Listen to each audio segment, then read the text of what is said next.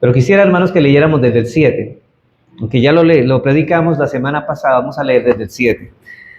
Dice el apóstol Pablo: pagad a todos los que le debéis, al que tributo, tributo, al que impuesto, impuesto, al que respeto, respeto, al que honra, honra. No debáis a nadie nada, sino el amaros unos a otros, porque el que ama al prójimo ha cumplido la ley. Porque no adulterarás, no matarás, no hurtarás, no dirás falso testimonio y no codiciarás. Y cualquier otro mandamiento en esta sentencia se resume: amarás a tu prójimo como a ti mismo.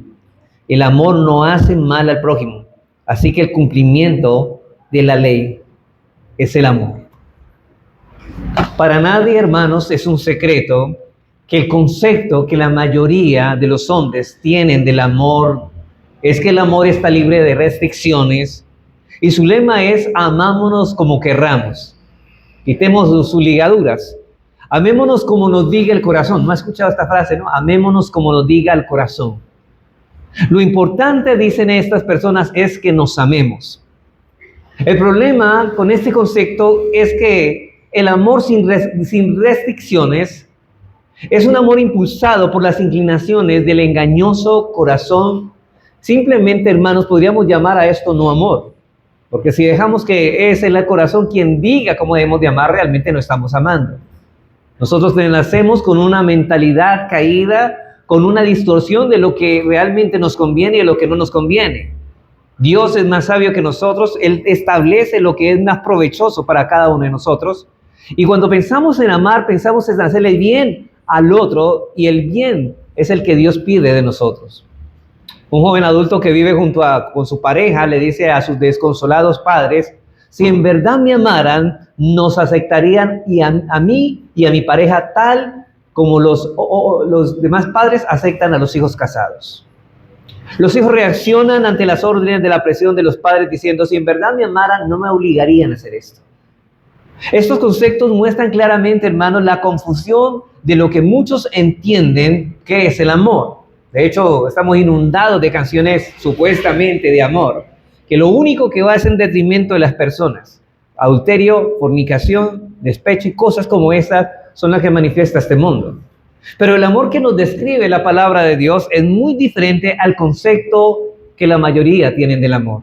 Por eso el apóstol Pablo nos va a presentar el amor aquí no como una fuerza autónoma que tiene capacidad para decidir cuál es el estándar o conducta que nosotros debemos seguir para amar, sino más bien que el amor es decidido o determinado por la ley moral de Dios.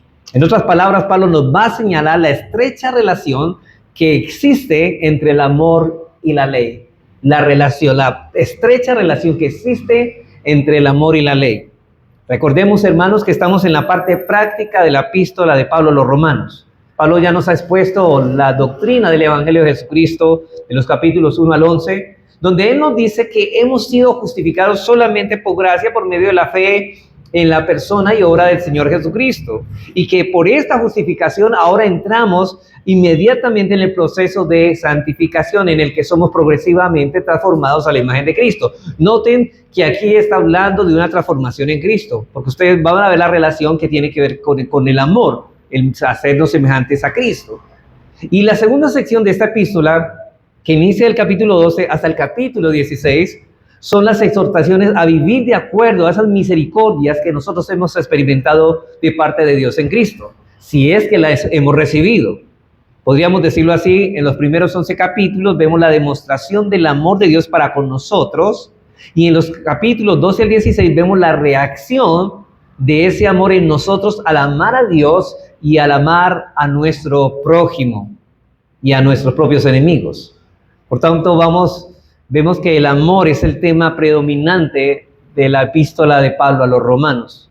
Romanos 12:1 dice así: que hermanos, os ruego por las misericordias de Dios que presentéis vuestros cuerpos en sacrificio vivo, santo y agradable a Dios, que es vuestro culto racional. Él habla de un amor primariamente hacia Dios.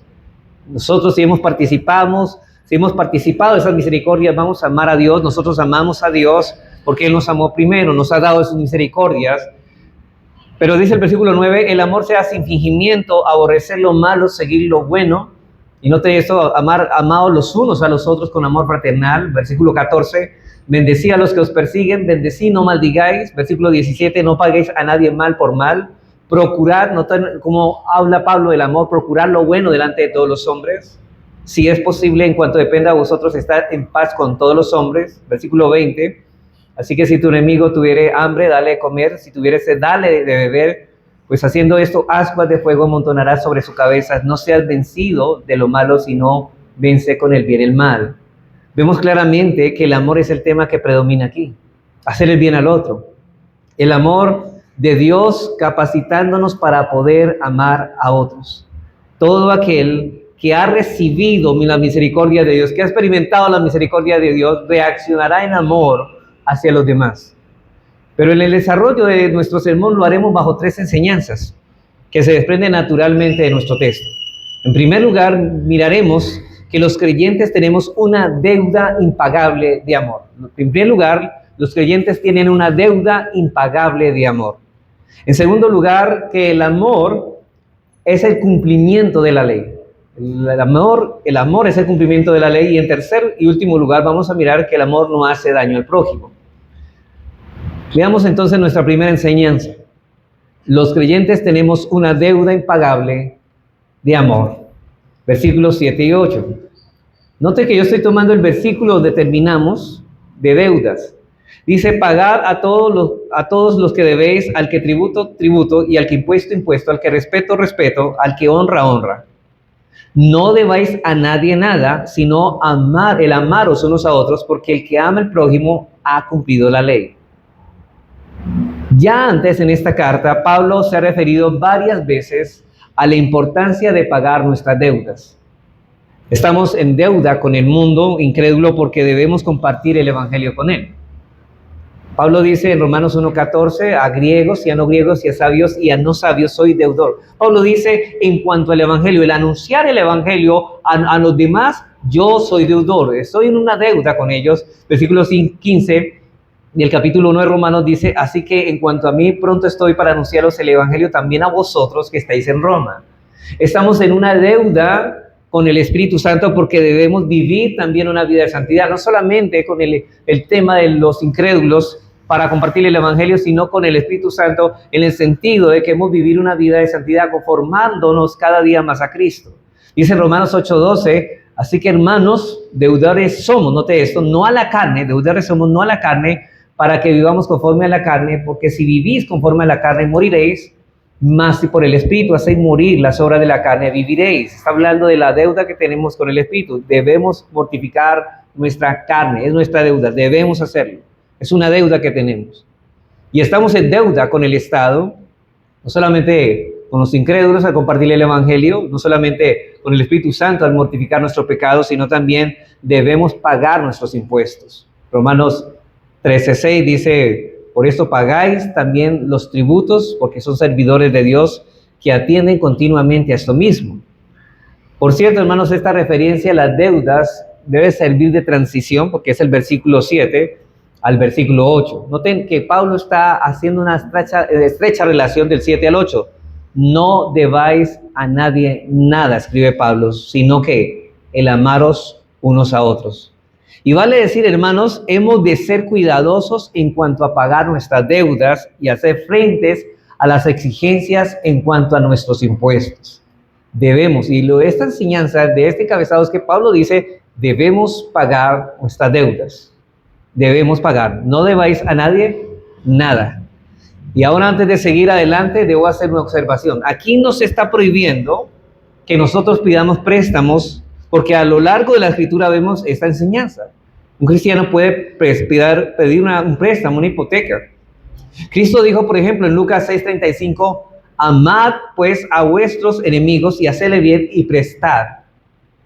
Y en otras palabras, hermanos, la Biblia no prohíbe que hagamos préstamos bancarios para una casa, un carro, que solicitemos un crédito, que contraigamos una hipoteca, no lo prohíbe, pero lo que Pablo sí nos está enseñando aquí es que antes de contraer una deuda debemos asegurarnos de que podamos cumplir con los pagos puntualmente. Eso sí nos ordena Pablo aquí. Debemos pagar nuestras deudas. Debemos mirar realmente si podemos pagar, tenemos la capacidad de poder pagar aquellas cosas que estamos pidiendo prestado. Dios condena fuertemente el hábito de algunos. Mira, que siempre están listos a pedir prestado, pero que son muy remisos a devolver la suma prestada, y Dios le llama impíos a estas personas. Las que prestan y no devuelven le llama impíos. Como dice el salmista en el Salmo 37:21, que el impío toma prestado y no paga. Hermanos, ¿cuántos problemas se han causado por no obedecer este mandato? Por ejemplo, un hermano le presta al otro y luego el que ha pedido prestado olvida rápidamente el préstamo. Ese dinero nunca se paga o ese libro nunca se devuelve, lo cual es robo. Luego el compañerismo se ve interrumpido, hermanos, y la responsabilidad de arreglar la situación recae en el que pidió prestado, primariamente. La responsabilidad cae primariamente sobre el que pidió prestado. No es el hermano que prestó quien tiene que mencionar constantemente la deuda con la esperanza de que el otro finalmente pueda cancelar la deuda. De hecho, la enseñanza para el hermano que ha prestado es que no insista en la devolución. El deudor tiene que tomar en serio su responsabilidad de pagar y está obligado a hacerlo, como vemos en este pasaje. Dice, no debáis a nadie nada. Hermanos, nosotros no debemos deber nada.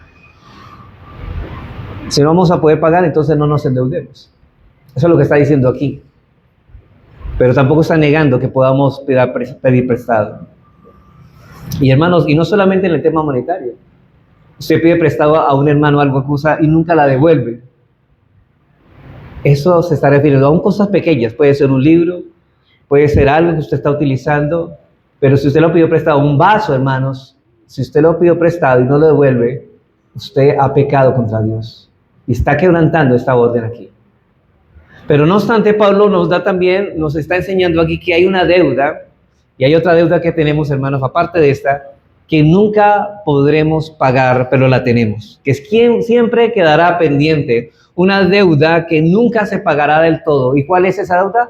El amaros el uno a los otros. Es una deuda que todos tenemos, todos debemos amarnos.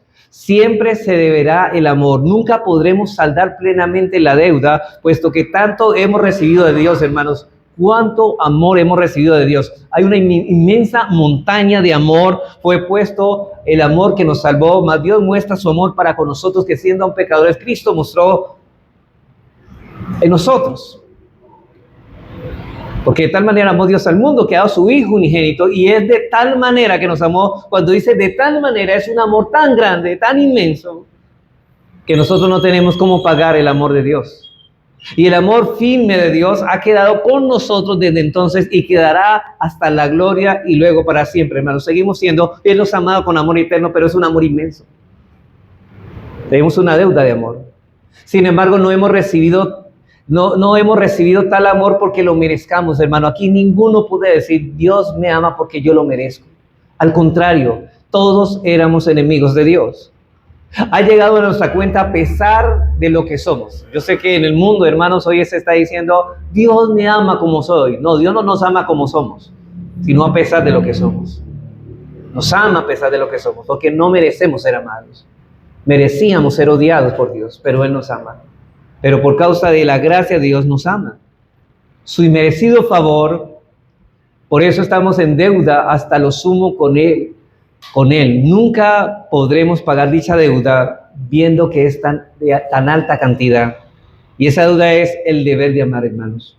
Nunca podemos dejar de amar a alguien y decirle, bueno, ya te amé lo suficiente. No, la deuda es incalculable, es impagable.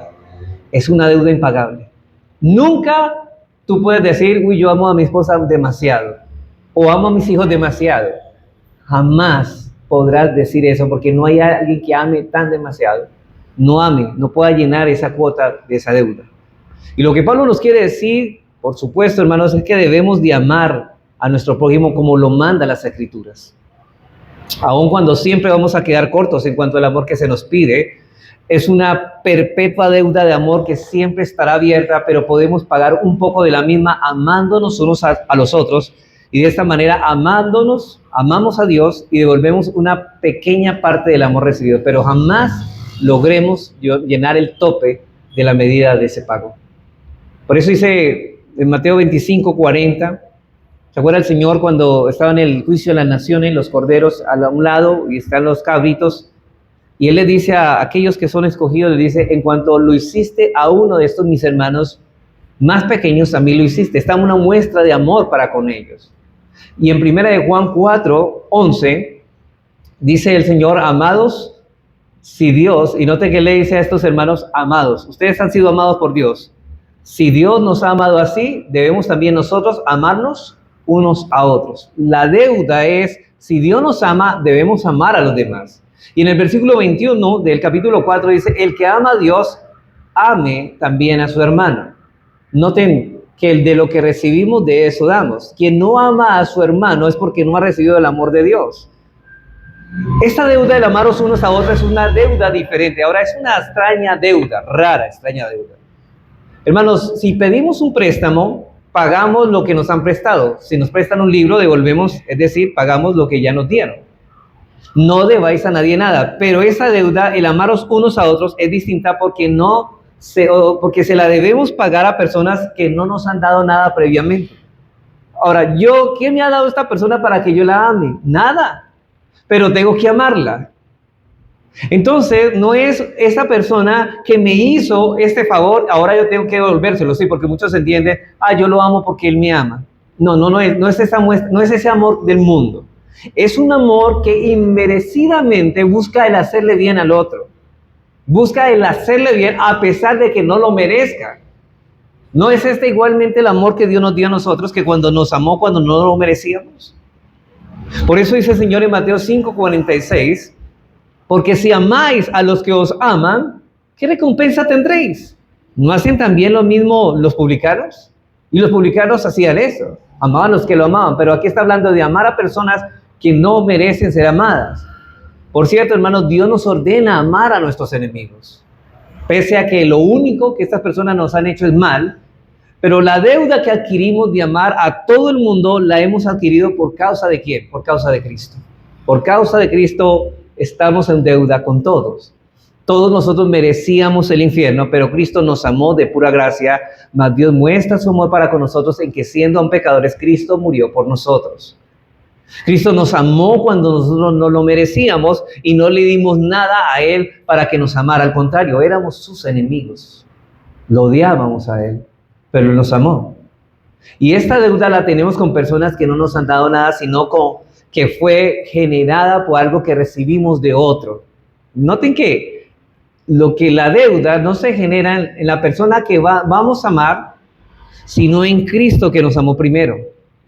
Otro, pero hay que pagarla no al que nos la dio. Es tremenda porque la deuda no hay que pagársela al que nos la dio, perdón, al que nos hizo de ser deudores, sino al que no, al igual que nosotros no lo merece. O sea, no al que nos la dio, sino a otros que como nosotros no la merecemos.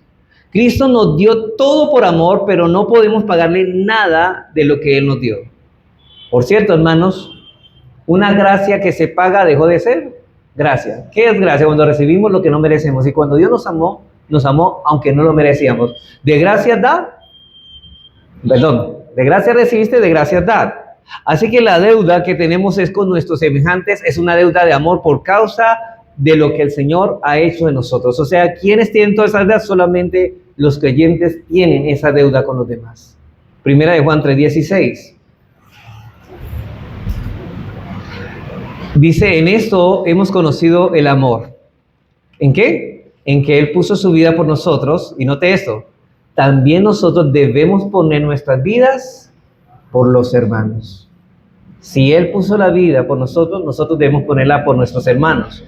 Eso significa que los demás no tienen que ganarse el derecho de ser amados por ti ni por mí. Yo he escuchado personas que dicen, no, es que esa persona no se ha ganado mi amor. Es que mi esposa, y porque tú no amas a tu esposa, no es que no se ha ganado el amarla. No, hermano, es que no es que la gana, tienes que amarla. El Señor además lo dice de una manera explícita, dice, maridos, amad a vuestras esposas, y también las esposas deben amar a sus maridos, porque eso lo manda Dios, y porque eso, todo creyente está supuesto a hacerlo. De la misma manera que tú y yo no nos hemos ganado el derecho de ser amados por Dios, esta es la enseñanza, hermanos, que Cristo nos está diciendo aquí. Debemos amarlo. Mateo 10:8 dice, de gracia recibiste, de gracias dad de gracias. Amando a los demás incondicionalmente. Tenemos una deuda con los demás, una deuda de amor, el amaros unos a otros. Y por supuesto, hermano, este amor no siempre se manifestará de la misma forma.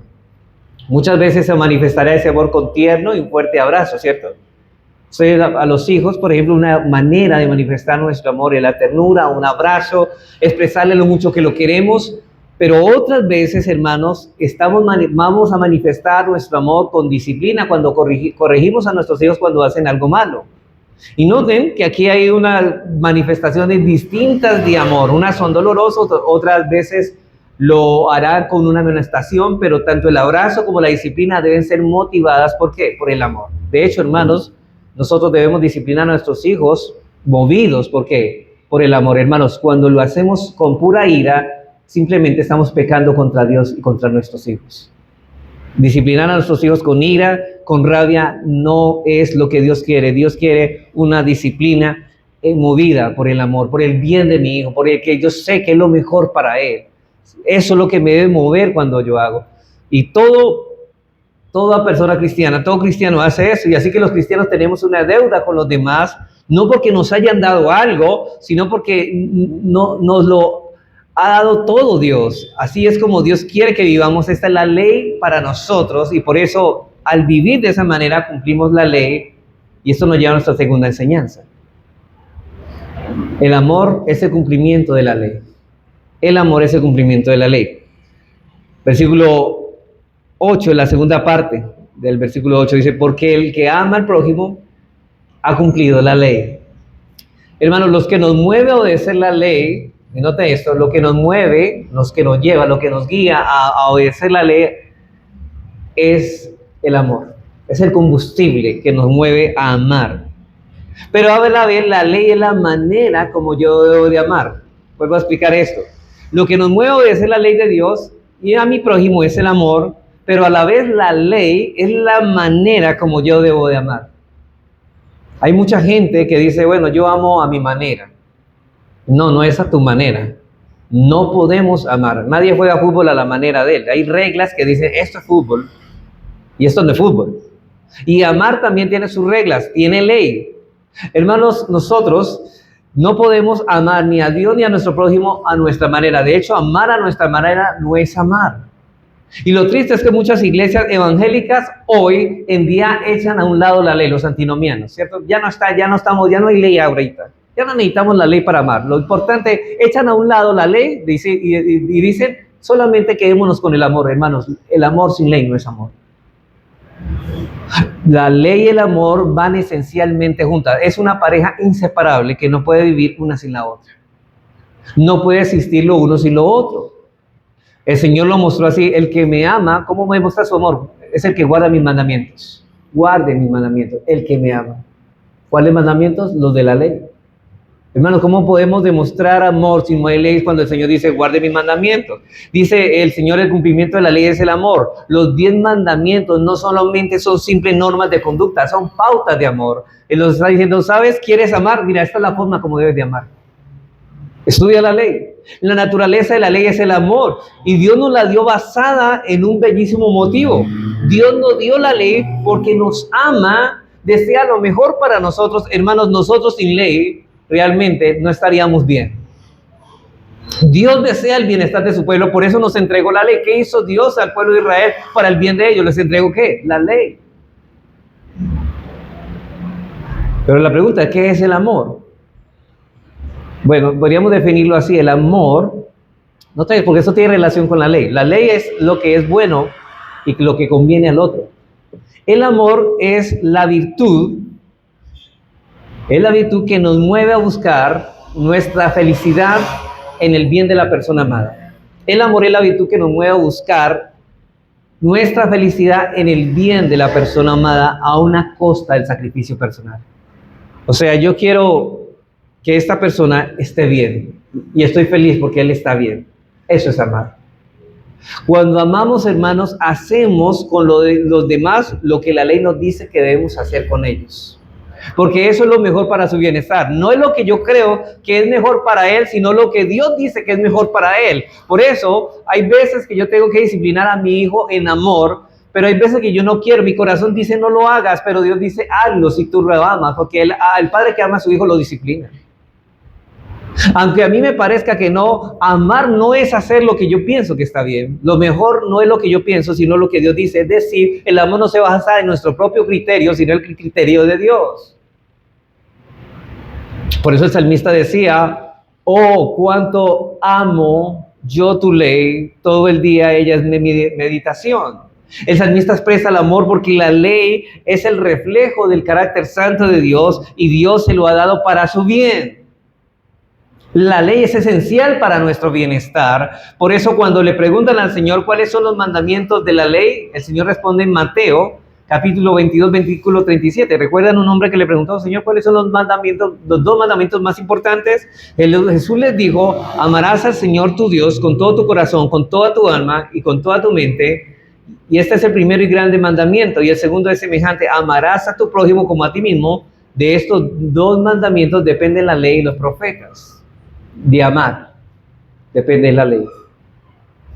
Así que la primera tabla de la ley resume que amarás a Dios sobre todas las cosas, y la segunda tabla de la ley, ama a tu prójimo como a ti mismo. Pero ¿qué dice la psicología moderna?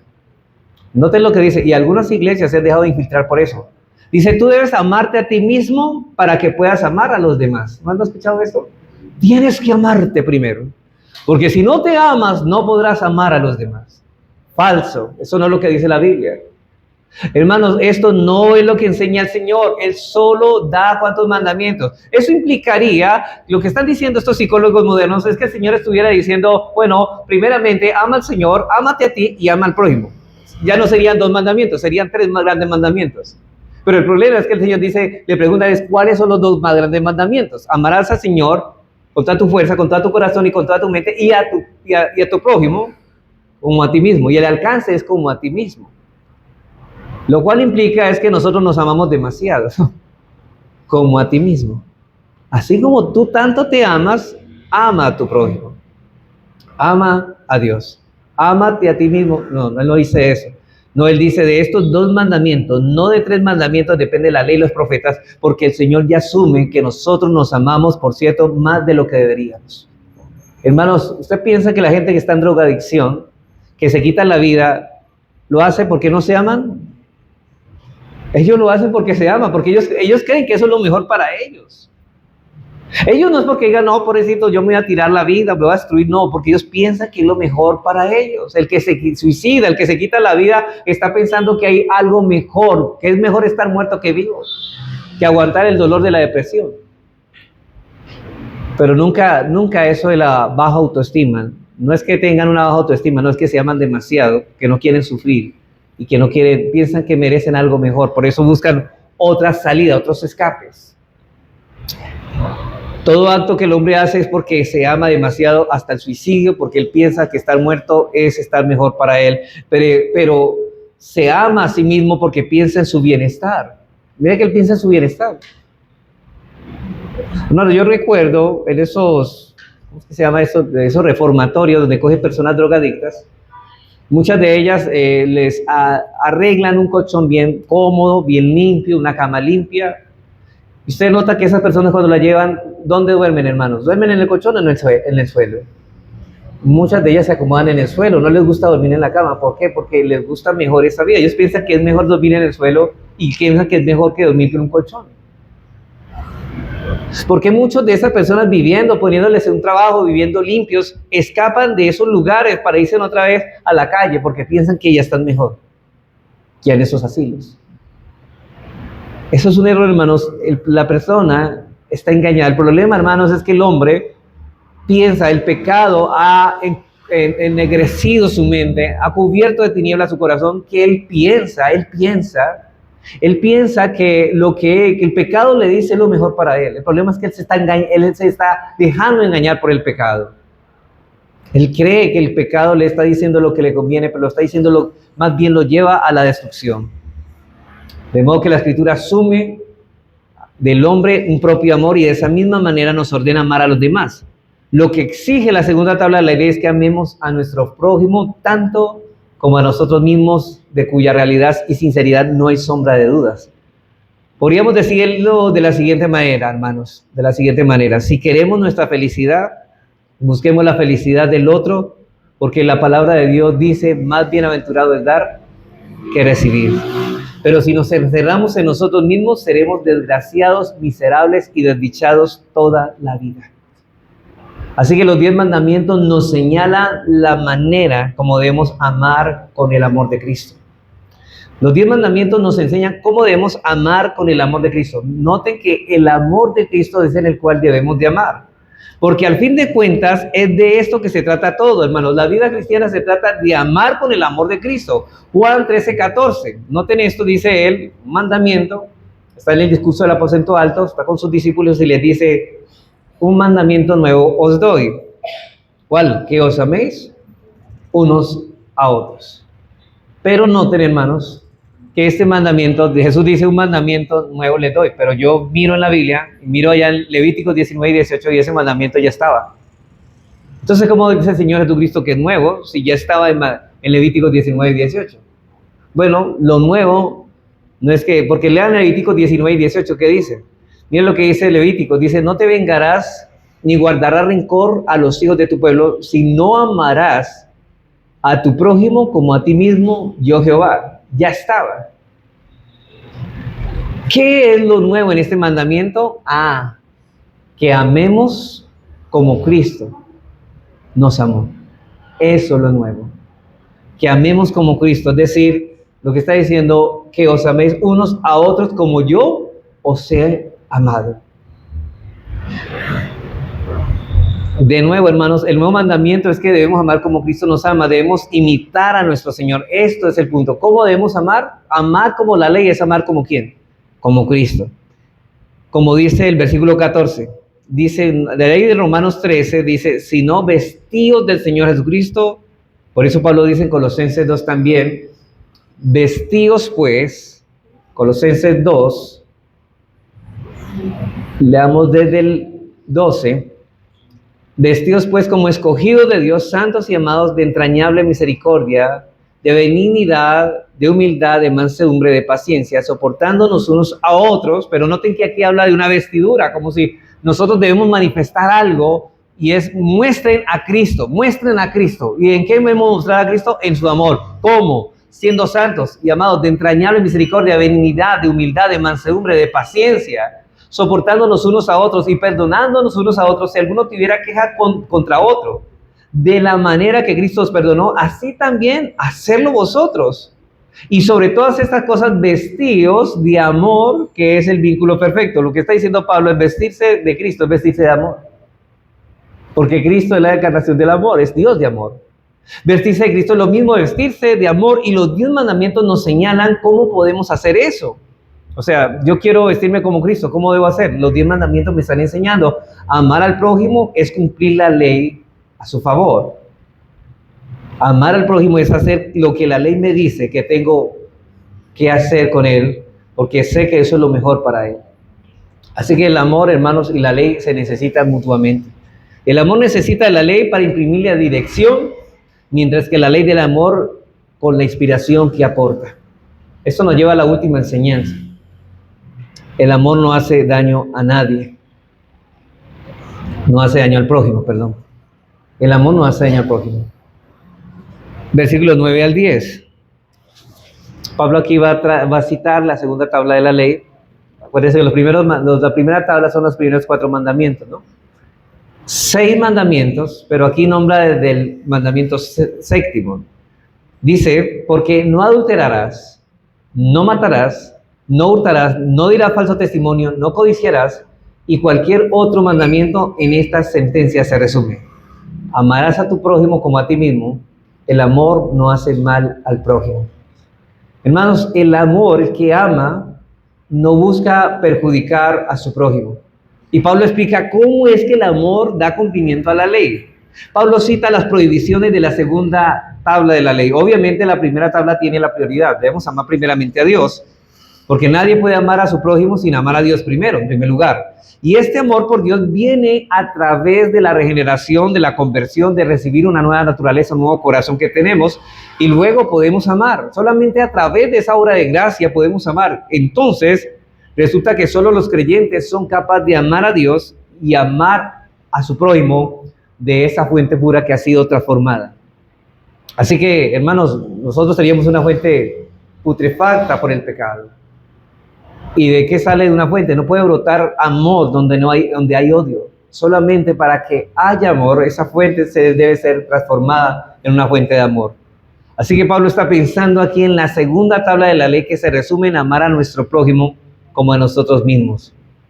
Y yo creo que aquí es importante, noten que Pablo toma esos elementos negativos: no adulterarás, no matarás, no levantarás falso testimonio, no codiciarás, no. Pero aquí es importante recordar, hermanos, que los mandamientos de la ley tienen, por un lado, deberes mandados y por otro lado, pecados prohibidos. Hay deberes, por ejemplo, el quinto mandamiento no está en un pecado prohibido, sino un deber mandado. Honra a tu padre y a tu madre, un deber mandado. Acuérdate del día del Señor, un deber mandado. Pero en estos que Pablo está utilizando aquí en la segunda tabla de la ley, estamos hablando de pecados prohibidos. Ahora, lo que él está prohibiendo es lo que hace daño a mi prójimo y lo que me hace daño a mí. Y está claro, hermanos, y aquí hace referencia a estos últimos pecados: no cometerás adulterio, no mates, no robes, no dirás falso testimonio. Y está claro que si amamos a nuestro prójimo, no nos acostaremos con su esposa, ni le quitaremos la vida a él, ni le robaremos, ni tampoco codiciaremos lo que tiene. ¿Por qué? Porque no estamos pensando en hacerle mal, porque le amamos. Y no cabe duda, hermanos, que estos son los 5 pecados prohibidos en los 10 mandamientos que dañan más a otros. Son los que más dañan a otros. Por ejemplo, el asesinato le quita la vida, el adulterio, el hogar y el honor, el robo, la propiedad, y el falso testimonio, el buen nombre. Mientras que la codicia, hermanos, priva a la sociedad de los ideales de simplicidad y contentamiento. Todo esto perjudica al prójimo, mientras que la esencia del amor consiste en procurar y servir el mayor bien a su prójimo. Es por eso que el amor es el cumplimiento de la ley. Así, hermanos, noten que Pablo no quiere que nos quedemos solamente con lo prohibido, porque él ya nos ha hablado de lo que debemos de amar, de hacer con los demás, ¿no? No maldigáis, sino bendecid a los que os persiguen. Así que el adulterio será imposible, el asesinato impensable, ni siquiera la idea de tomar ilegalmente aquello que no le pertenece en nuestra cabeza. El codiciar sus bienes está lejos de nuestra imaginación porque hemos sido transformados. Hermano, no, un cristiano ahora se puede ver tentado en eso, pero nunca él se cohibirá, o si lo hará, tendrá que pedir perdón. Pero, hermanos, este amor y esto que nos cohíbe es el amor que tenemos por Él. No lo hacemos porque lo amamos. No queremos hacerle daño a Él. Entonces, si no quieres perjudicar a tu prójimo, debes obedecer los 10 mandamientos, no tus instintos, ni tu sabiduría. Es por eso que desobedecer la ley de Dios no es una simple desobediencia. Cada pecado es un agravio a la sabiduría de Dios y una falta de amor y un atentado contra mi prójimo. Albert Martin dice, la ley son los ojos del amor. La ley son los ojos del amor. Hermano, el amor no es ciego. Para que el amor vea, tiene que tener la ley. Así que la motivación es el amor. La motivación es el amor. Y por causa de nuestro pecado necesitamos que esto se nos enseñe cómo es que debemos amar. ¿Ustedes quieren amar? Les voy a mostrar. La ley les dice, mire, es así. Le voy a abrir los ojos. Y no sabemos mejor que Dios, hermanos, qué es lo que conviene a nuestro prójimo, a mi esposa. No sabemos qué es lo que le conviene mejor a mi esposa, a mis hijos, a mis hermanos en la fe, a mis compañeros de trabajo. No somos más sabios que Dios, así que si no queremos perjudicar a otros, debemos obedecer los mandamientos. Por lo tanto, si realmente amamos a nuestro prójimo, procuremos su bien, no su prejuicio. Y por consiguiente, cumpliremos la ley, aun cuando jamás saldemos completamente esa deuda. Ahora, con tanta mención de la ley, hermanos, aquí, de estos versículos, sería sabio que meditemos una vez más brevemente la relación que el creyente tiene con la ley. El propósito de la ley, hermanos, recuerden, no es salvarnos, sino llevarnos a Cristo precisamente a nuestra incapacidad de obedecer sus mandamientos. En Gálatas 3:24, Pablo nos dice, de manera que la ley ha sido nuestro ayo, nuestro paidagogo, nuestra guía. ¿Para qué? Para llevarnos a Cristo, a fin de que fuésemos justificados por la fe. El propósito de la ley no nos puede salvar, hermanos. Como decíamos en otras ocasiones, el problema no es de la ley, de nosotros. La ley es un buen capitán, nosotros somos malos soldados que no podemos hacer lo que la ley nos dice. La ley no nos puede salvar por nuestra fragilidad. Pero hermanos, la ley sí cumple llevarnos a Cristo para que Cristo nos capacite con su Espíritu para poder hacer lo que antes no podíamos hacer. Pero Él nos salva. Nosotros no somos salvos para que obedezcamos la ley. Perdón, no somos salvos por obedecer la ley, sino somos salvos para que obedezcamos la ley, para que vivamos en la ley. Está claro que como creyentes ya no nos encontramos bajo la ley como medio para intentar nuestra salvación. Estar bajo la ley es decir, yo tengo que hacer esto para salvarme. Ya no estamos bajo, los cristianos no están bajo esa condición porque Cristo ya cumplió las exigencias de la ley en lugar nuestro. Ya no estamos bajo la ley, ni estamos bajo su condenación, porque Cristo ya recibió la condenación del pecado por nosotros. ¿Se acuerdan las demandas penales de la ley? El que no cumpliera esto morirá. Y Jesucristo murió en nuestro lugar. Por eso Pablo decía en Romanos 8:1 que ninguna condenación hay para ¿qué? Para los que están en Cristo. Así que está claro que como creyentes ya no nos encontramos bajo la ley como medio para obtener la salvación, y en ese sentido hemos muerto a la ley. Pero sabe que la ley es la autopista donde todos los cristianos transitan. Ese es el. Hermanos, hay un camino donde el cristiano transita y es la obediencia a la ley. No perfectamente, pero sí verdaderamente. Obedecemos la ley. Como dice Pablo en Romanos 7:1. Dice, ¿acaso ignoráis, hermanos? Pues hablo con los que conocen la ley, que la ley se enseñorea del hombre entre tanto que éste vive, dice él.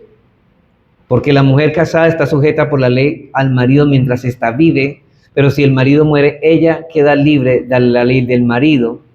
Así que si en vida el marido se uniera a otro varón, será llamada adúltera.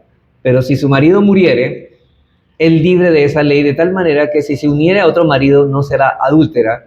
Así también vosotros, hermanos míos, habéis muerto a la ley mediante el cuerpo de Cristo, para que seáis de otro, del que resucitó de los muertos, a fin de que llevemos fruto para Dios. Y aquí lo que está diciendo, hermanos, es que nuestra relación con la ley ha cambiado. Antes era distinta, pero ahora por causa de Cristo, nosotros amamos la ley. Amamos la ley. Y la ley que antes nos condenaba, ahora es nuestro amigo, que nos ayuda a vivir una vida cristiana fiel al Señor.